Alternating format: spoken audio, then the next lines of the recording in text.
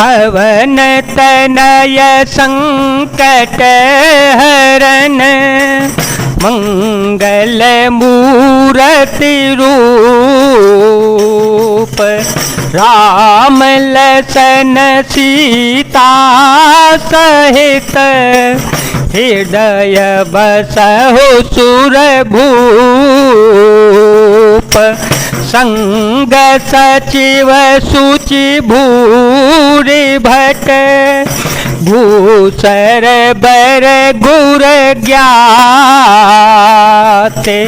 चले मिलन मुनि नायक कहीं मुदित राओ ये भांते।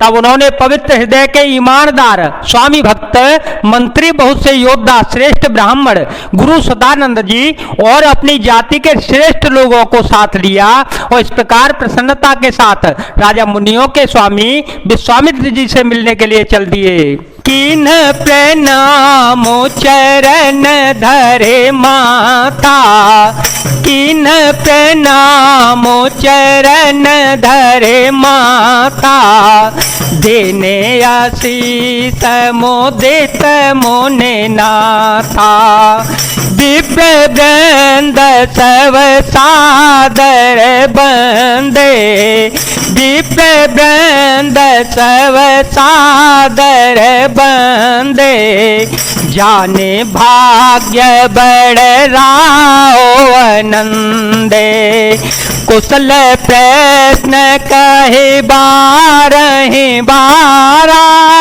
विश्वामित्र न पहि बैठारा ते अवसर आए दो भाई गए रहे देखन फूलवाए। राजा ने मुनि के चरण कमलों में मस्तक रखकर प्रणाम किया। मुनियों के स्वामी विश्वामित्र जी ने प्रसन्न होकर आशीर्वाद दिया। फिर सारी ब्राह्मण मंडली को आदर सहित प्रणाम किया और अपना बड़ा भाग्य जानकर राजा आनंदित हो गए। बार बार कुशल प्रश्न करके विश्वामित्र जी ने राजा को बैठा लिया। उसी समय दोनों भाई आ गए जो फुलवारी देखने के लिए गए थे। श्याम गौर मृदु बयस किशोरा श्याम गौर मृदु बयस किशोरा लोचन सुखद विश्वचित चोरा उठे सकल जव रघुपति आए विश्वामित्र निकट बैठाए भय सब सुखी देखी दो भ्राता बारे बिलोचन पुलकित गाता मूर्ति मधुर मनोहर देखी भयो विदेहु विदेहो विशेषे राम सिया राम सिया राम सिया राम सिया राम जय जय राम। सुकुमार किशोर अवस्था वाले श्याम और गौर वर्ण के दोनों कुमार नेत्रों को सुख देने वाले और सारे विश्व के चित्त को चुराने वाले जब रघुनाथ जी आए तब सभी उनके स्वरूप एवं तेजस से प्रभावित होकर उठकर खड़े हो गए। विश्वामित्र जी ने उनको अपने पास बैठा लिया। दोनों भाइयों को देखकर सभी सुखी हो गए। सबके नेत्रों में जल भर आया। आनंद और प्रेम के आंसू उमड़ पड़े और शरीर रोमांच से उठा। राम जी की मधुर मनोहर मूर्ति को देखकर विदेह जनक जी विशेष रूप से विदेह देह की सुध-बुध खो गए और अधीर हो गए। प्रेम मगन मनु जाने नृपु करे बेबे कुधर धीर बोले ओ मुनि पद नाय सिरु गद गद गिरा गभीर मन को प्रेम में मग्न जानकर राजा जनक ने विवेक का आश्रय लेकर धीरज धारण किया और मुनि के चरणों में सिर नवाकर गदगद प्रेम भरी गंभीर वाणी से कहा, कहूँ नाथ सुंदर दो बालक, कहूँ नाथ सुंदर दो बालक, मुनकुल तिलक किनप कुल पालक, ब्रह्म जो निगम नेति कही गावा, उभय बेस धरि की सोई आवा, सहज विराग रूप मनु मोरा, थकित हो जिमि चंद चकोरा, ताते प्रभु पूछो सति भाओ, कहूँ नाथ जन करहु दोराओ, मंगल भवन मंगल हारे, द्रवहो सुदशरथ अजीर विहारे।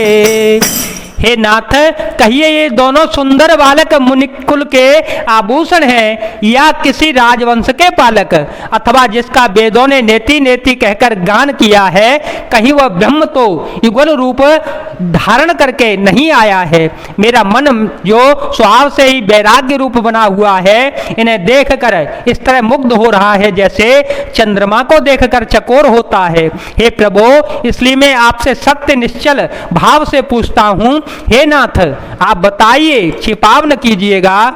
नहीं बिलोकतयति अनुरागा, बरबस ब्रह्म सुखाहि मन त्यागा, कह मुनि बिहसी कहे उन पनी का, बचन तुम्हारे न हो लेका, ये प्रिय सब ही जहाँ लगी प्राणी, मन मुसुकाहे राम सोने बाने, रघुकुल मन दशरथ के जाए, मम हेत लागी नरेश पठाए। इनको देखते ही अत्यंत प्रेम के वश होकर मेरे मन में जबरदस्ती ब्रह्म सुख को त्याग दिया है। मुनि ने हंसकर कहा, हे राजन, आपने ठीक यथार्थ ही कहा, आपका वचन मिथ्या नहीं हो सकता। जगत में जहाँ तक जितने भी प्राणी हैं, ये सभी को प्रिय हैं। मुनि की रहस्य भरी वाणी सुनकर श्री राम जी मन ही मन मुस्कुराते हैं, हंसकर मानो संकेत करते हैं कि रहस्य खोलिए नहीं। तब मुनि ने कहा, ये रघुकुल मणि महाराज दशरथ जी के पुत्र हैं, मेरे हित के लिए राजा ने मेरे साथ के लिए भेजा है। राम लखनु दो बंधु बर, रूपशील बल धाम, मकरा के ओ सबु साथी जगो, जीते असुर संग्राम। ये राम और लक्ष्मण दोनों श्रेष्ठ भाई, रूपशील और बल के धाम हैं। सारा जगत इस बात का साक्षी है कि इन्होंने युद्ध में असुरों को जीतकर मेरे यज्ञ की रक्षा की है।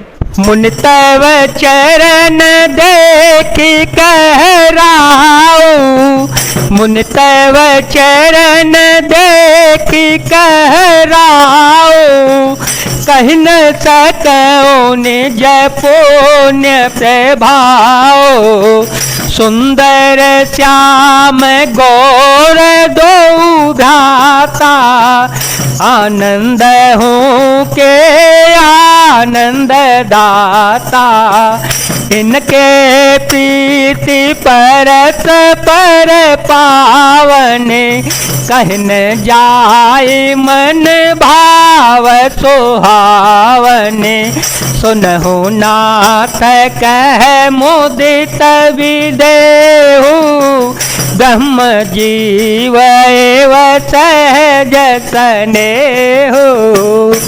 राजा ने कहा, हे मुनि, आपके चरणों के दर्शन कर मैं अपना पुण्य प्रभाव कह नहीं सकता। ये सुंदर श्याम और गौर वर्ण के दोनों भाई आनंद को आनंद देने वाले हैं। इनकी आपस की प्रीति बड़ी पवित्र और सुहावनी है, वह मन को बहुत ही भाती है, पर वाणी से कही नहीं जा सकती। विदेह जनक जी आनंदित होकर कहते हैं, हे नाथ, सुनिए, ब्रह्म और जीव की तरह इनमें स्वाभाविक ही प्रेम है। पुण्य पुनि प्रभु ही चितव नर नाहो, पुण्य पुनि प्रभु ही चितव नर नाहो, पुलक गात और अधिक छाहो, मुनि प्रशंसी नाई पद शीशु, चले उलवाई नगर यवने सो, सुंदर सदनु सुखद सब काला, तहाँ बासुल दीन भोआला, कर पूजा सब विधि सेवकाई, गयो राव ग्रह विदा कराए। राजा बार बार प्रभु को देखते हैं, दृष्टि वहां से हटता ही नहीं, प्रेम से शरीर पुलकित हो रहा है और हृदय में बड़ा भारी उत्साह है। फिर मुनि की प्रशंसा करके और उनके चरणों में सिर नवाकर राजा उन्हें नगर में ले चले। एक सुंदर महल जो सब समय सभी ऋतुओं में सुखदायक था, वहां राजा ने उन्हें ले जाकर ठहराया। तदंतर सब प्रकार से पूजा और सेवा करके राजा विदा मांगकर अपने घर को चले गए। ऋषय संग रघुवंश मनि, करे भोजन विश्रामो, बैठे प्रभु भ्राता सहित, दिवसुरा भरे जामो। रघुकुल के शिरोमणि प्रभु श्री रामचंद्र जी ऋषियों के साथ भोजन और विश्राम करके भाई लक्ष्मण समेत बैठ गए। उस समय पहर भर दिन रह गया था। जय जय श्री राम, जय वीर हनुमान जी महाराज, जय भोलेनाथ, जय दीनानाथ, जय शिव शंकर।